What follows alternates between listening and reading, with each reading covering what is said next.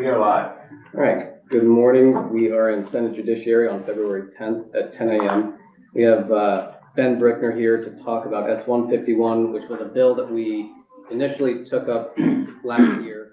We had a walkthrough, but it's been a year. So if Ben can provide us somewhat of a refresher as to what the issues are and what problems this bill proposes to fix, that would be super helpful. And I know you have general testimony as well.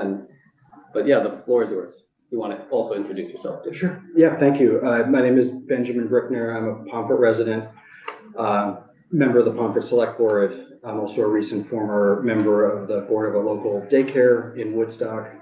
I have a short oral statement that I would like to read or paraphrase from. I also submitted a letter to your committee that covers a lot of the same ground. I think it will lay out the bill and explain its motivation and its mechanics. So hopefully it covers the ground you're looking for, and would be happy to answer questions after that point as well. It's a fairly simple piece of legislation as these things go.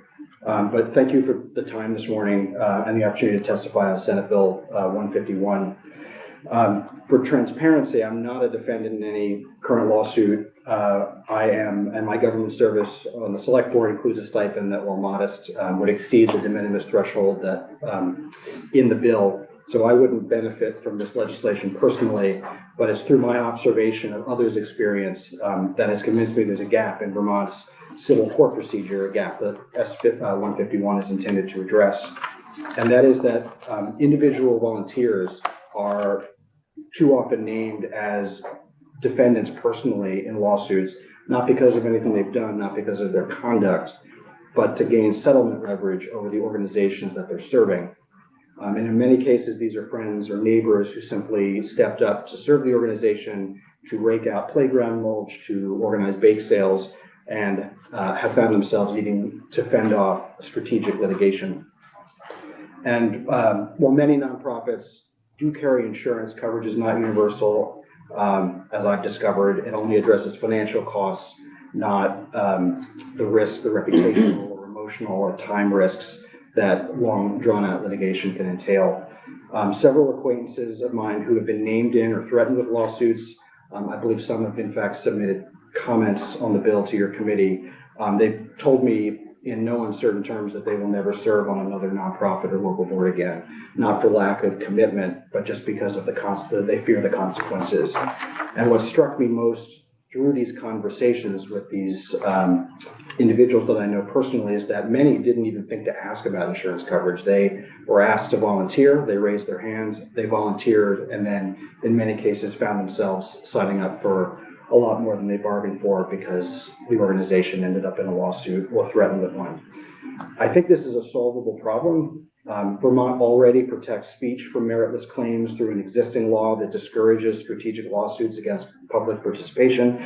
These are known as SLAPP suits, but it does not protect essential volunteers from the same type of bad faith litigation. And this is what led me to work with my hometown Senator, Allison Clarkson, to develop the bill before you, S-151, because why should Vermont's volunteers stand alone? They do indispensable work in their communities, and inherent in volunteerism is a freedom to associate with organizations that are aligned with our values, the freedom to express ourselves through that association, and when litigation chills that willingness to serve, we don't just lose volunteers that Vermont depends on, but we lose the institutions and the freedoms that define us. So the bill itself is simple. It's modeled directly on Vermont's existing anti-SLAPP statute. That's Title 12 VSA Section 1041. It's also aligned with the existing federal Volunteer Protection Act of 1997, and it's been drafted with assistance of your legislative council. It would extend to volunteers the same protection that is now enjoyed by public speakers. So a defendant sued for their volunteer work would be able to file a motion to strike in the civil court to have the claims against them reviewed quickly and stricken if found to be without merit, thereby avoiding the full extent of traditional litigation. And if the defendant prevails on their motion to strike, the court may then award reasonable attorney's fees and costs creating a further disincentive to weaponizing the legal system. And that's really it. That's the bill. It's not immunity. It's just a procedural mechanism that is intended to protect well-meaning volunteers and to discourage misusing Vermont's legal system. The courthouse door would remain wide open to litigants with colorable claims, but those without merit can be quickly resolved so that volunteers can serve our communities without reservation. The bill does include other safeguards that mirror the anti-SLAPP law. The motion to strike would not be available to defendants who have engaged in reckless behavior, are grossly negligent, or their misconduct is intentional.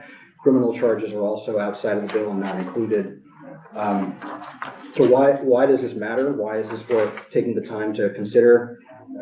In my view, it's because volunteerism in Vermont is not optional.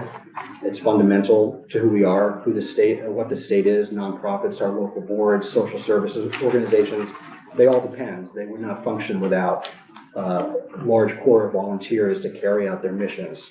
And so this bill, if enacted, would show them that Vermont has their back. So I urge you to favorably report the bill, and I'd be happy to answer any questions you might have. I think my initial question, which I then answered by just reading the next part, is on page 3 regarding the stay for discovery, starting on line 4. My initial concern was what if there is discovery that would show that a defendant was acting outside the scope or they were being reckless and so on. And then I see the next part down is that for good cause shown, the court could order limited discovery. That's right. And so that would be,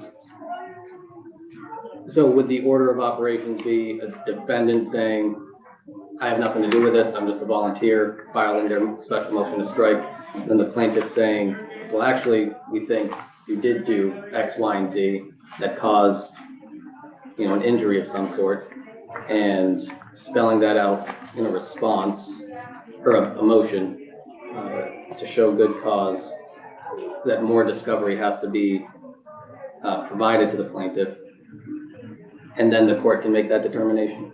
That's right. There's a limited opportunity for discovery. It wouldn't be the full 9 yards of discovery. So I think the simplest case would be individual is sued for in their role as a volunteer, a covered volunteer, and files a motion to strike.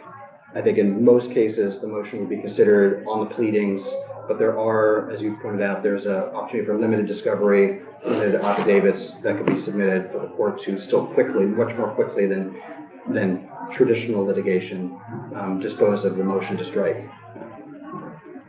I mean, the goal really is to reduce the risk to an unpaid volunteer from having to spend months or years worrying about litigation, possibly hiring an attorney if one is not provided to them by the organization, sitting for depositions, which in the aggregate, I think, create a very meaningful chilling effect against volunteering in Vermont, based, which stands to reason as a general matter, but also based on anecdotal evidence I've gathered through acquaintances. It's having a real impact in my community.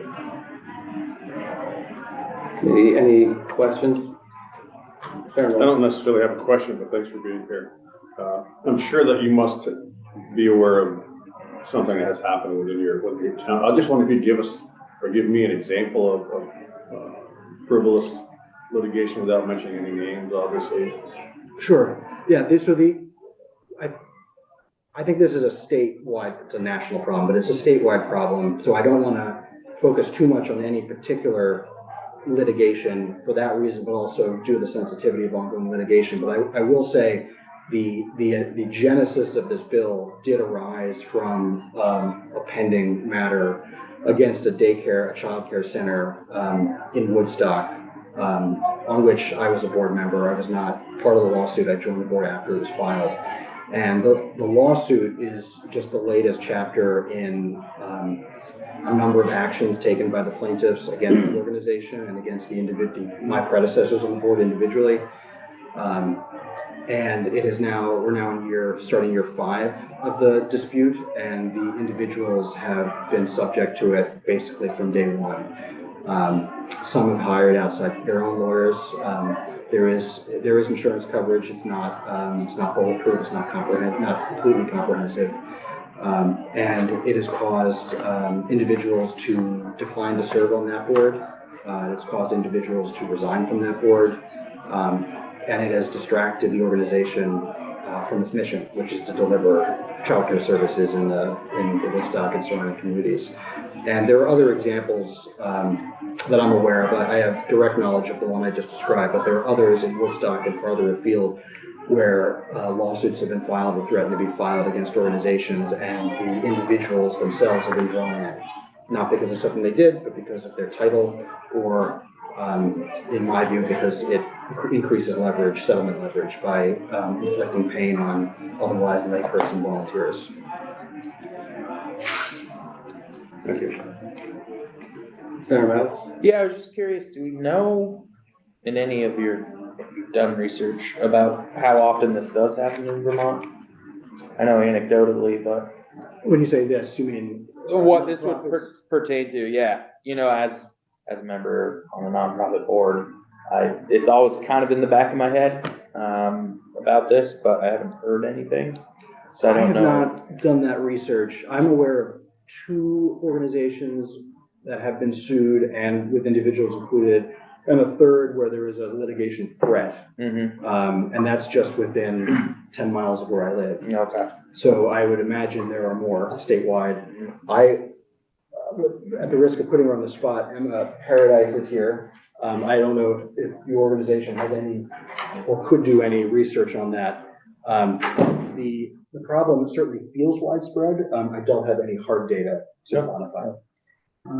Can you just remind me which organization you're from again? Yes, I'm with Common Good Vermont, which is the statewide program of United Way of Northwest Vermont, and we serve Vermont's nonprofit sector. Got it, okay. I mean, we've got plenty of time. Do you want to testify? I know it's on the spot, but Sure. do you want to provide testimony as well? Happy to. If you'd like to. Yeah, up to you. Any other questions for Mr. Brickner or anything else from you? I guess I would just stress that this is not new territory. There's an existing federal law that is similar. Vermont already has this mechanism in place for one category of conduct. And so extending it to volunteers, I think, is a natural extension. So I don't feel the committee would be breaking significant new ground if you were to pursue this. I think it covers an important need because Vermont, like I think more than many other states, really does run on volunteers. And if folks stop serving their communities, the fabric of Vermont, fabric of our communities will really be harmed. And actually, I do have one last question. I'm curious as to what, I mean, we're going to try hearing from other folks as well, but I'm curious as to what you may think opposition may be to this, or what you've heard, if anything. I've not heard any opposition. Thinking about coming up with responses to likely counter arguments. You may hear feedback from the plaintiff's bar that this is closing the courthouse door to meritorious claims. I don't think that's a valid criticism. You've identified the protections already. Some of the protections, they're gross negligence and other types of serious misconduct are excluded. There's a limited opportunity for discovery.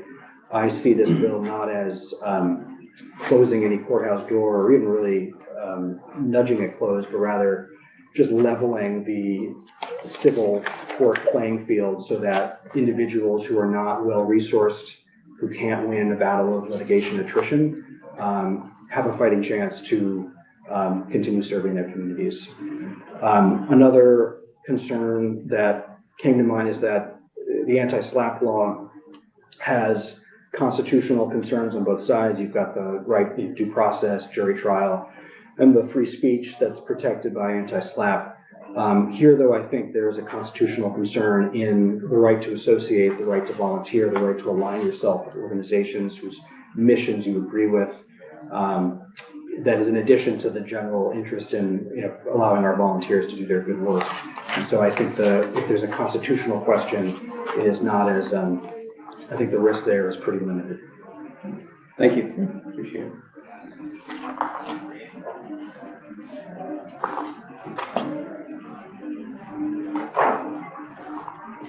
Thank you very much. I really Yeah. appreciate the time. Yeah, I know you have a lot on your plate. Yeah, please do. Yeah. And if you could just introduce yourself one more time, just for the record. Yes, good morning, committee. My name is Emma Paradise. I'm the co-director of Common Good Vermont, and we're a statewide program of United Way of Northwest Vermont, and we serve Vermont's nonprofit sector. We have 200 members, but we serve all nonprofits in the state, regardless if they're members or not. And we are also a member of the National Council of Nonprofits, which is a sort of the state national nonprofit association, so they do a lot of federal work. And I appreciate Benjamin bringing this to my attention last week. So I've been doing a little bit of research. I've done some soft outreach to our members around this issue and waiting to hear back from folks. But just based on what I've heard over the years, I think there could be opportunity for this to provide additional protections for volunteers.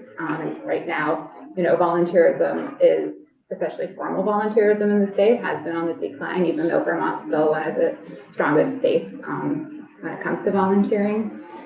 I think there are certain subsectors where this could be particularly impactful. I think of volunteer opportunities working with youth, volunteer drivers, folks delivering meals where there may be opportunities for gaps in insurance coverage or the like. And those are very essential services that they really rely on volunteer drivers to make those programs happen.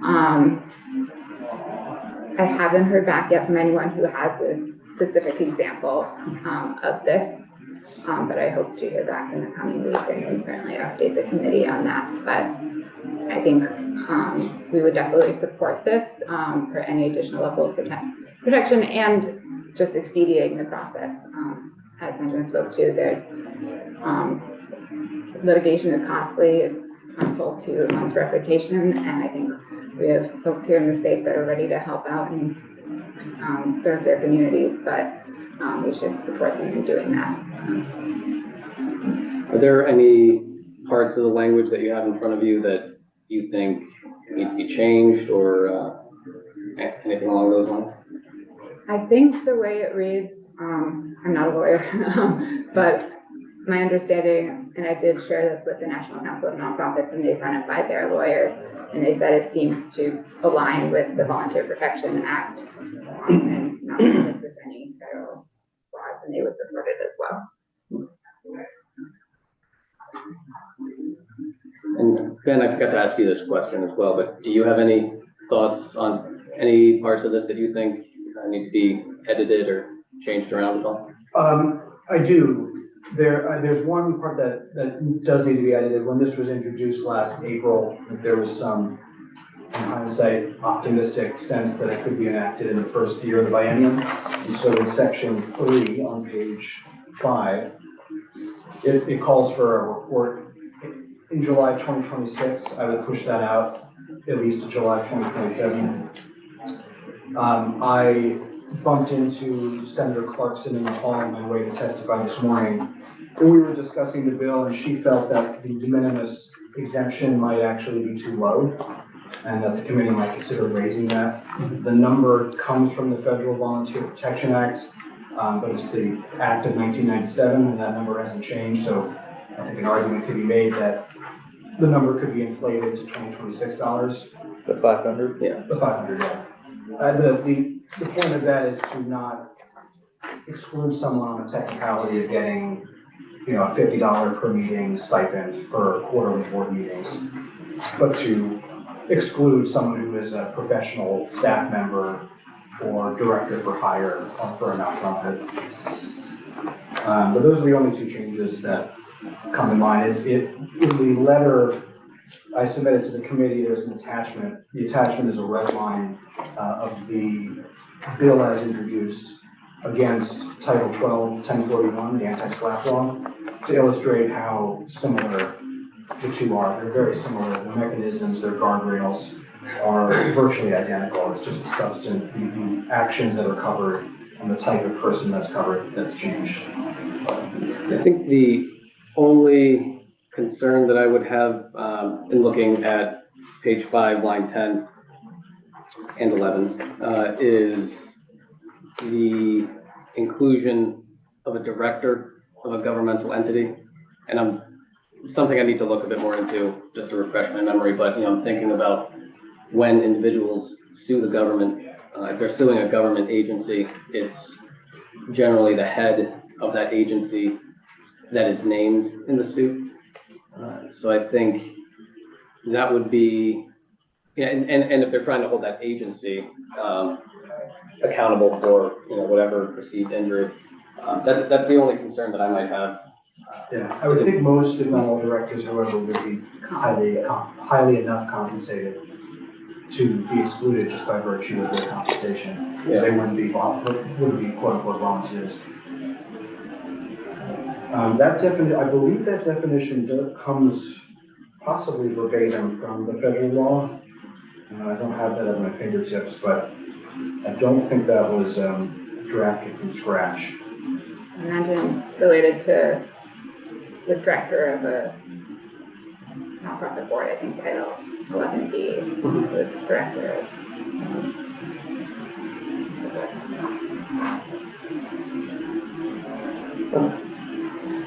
Committee, any other questions or comments? If I may, one last point I forgot to raise, that occurred to me after I submitted my testimony. One benefit this bill may have, in addition to the core mission of protecting volunteers, is improving judicial economy. The court system in Vermont, as in other states, is pretty backed up, and the ability to dispense with claims quickly that without merit could improve efficiency of the judiciary in the state by not requiring them to go through the full litigation process. Only to discover there without merit. Okay.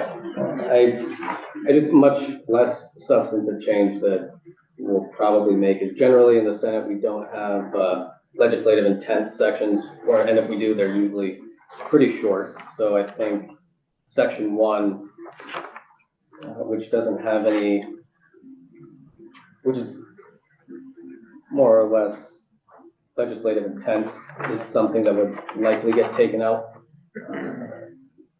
Just so that you're aware. Yeah, understood. I believe the anti-SLAPP law, which is 20 years old, originated in the House, the Vermont House, and so which I think did have intent section. That may be how this ended up in this version.